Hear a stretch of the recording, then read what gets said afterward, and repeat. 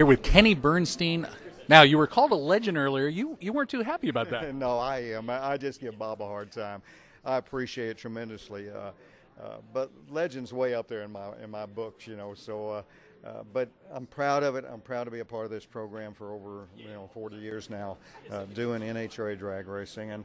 And when I think of legend, I think of people that have accomplished a lot, of course, but I think of the people that it took to help us accomplish those things, the people that have been with me through those 30-plus years, and the ones that are still with me and some that have gone on.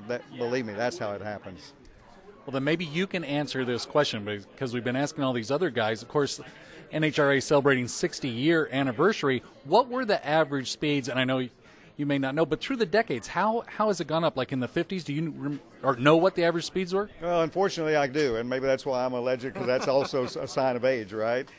When I started in 1958 and 59 and 60, 160 miles an hour was pretty big speeds for the top fuel cars. When I started driving in 66 and 67, 180 was a big number, and 200 was coming. Every once in a while, someone would jump up there and get close. So that's how it went. We broke the 260 barrier in late 85, 86, so it moved hard from the 70s to the 80s. And then we broke and were the first person to break 300 miles an hour in 1992. So you start at 160 in the 50s, 180s in the 60s and early 70s, 200 in the 70s, 250, and then 260 and 250 and 60 in the 80s, and then 300 in the 90s. It seems like there'd never be a jump like that again. Like 20, 30 years from now, do you see a 20, 25% jump in speed? No, not anymore, and I think it's mainly because of the rules that we have nowadays. We can't continue. In those days, it was an unlimited class. You could do whatever you wanted to do, and you could make the engine as big as you wanted, the supercharger, whatever you wanted to do, you did. So there was a lot of room for movement. That's why it escalated so hard. Today's world, you can't do that. You got to control costs some. You got to help the guys stay in business, and if you don't, we'll all spend our way right out of business. So with the rules that we have today, we don't need to go 380 or 400 miles an hour. 320 is plenty good right now. So consequently, I don't see us going any faster. If you could turn them loose right now, from 1,000 foot to a quarter mile, they'd be running 340 right now.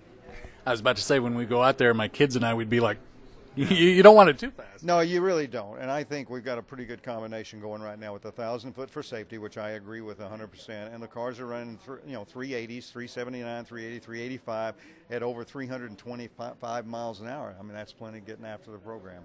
You were talking about the speeds out here are great, even with the altitude. And you were saying because of the dry air, how much will the heat, it's supposed to be pretty warm this weekend, affect it, and also a chance of some winds this Saturday? Well, heat's a killer for all of us. It'll slow the cars down because the racetrack gets hot. And when the racetrack gets hot, we cannot get traction. And we can't get traction, we can't go fast. So it'll be a very difficult racetrack to negotiate this weekend. It's not the track's fault. It's just hot. That's what it is.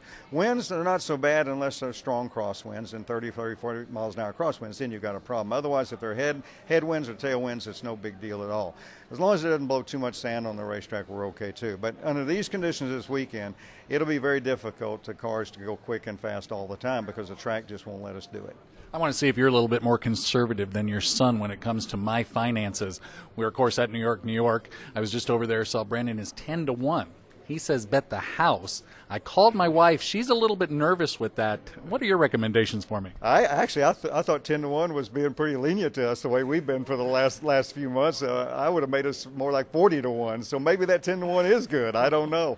I'd bet on it. You never know what's going to happen in this game. We've struggled a little bit in the first two races, so maybe we're due to come back. It might be a good bet at this stage. We're capable. There's no question.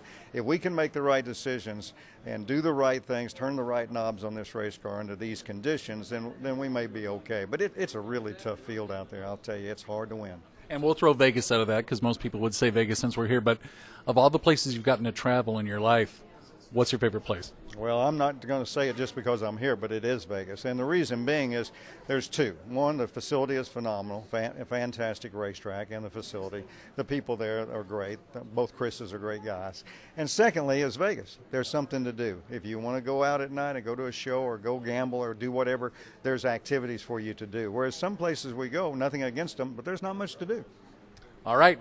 When you guys win this weekend, I'm going to take that picture of that nice new yacht I bought. I'm going to send it to you guys. I hope you can. Thank you.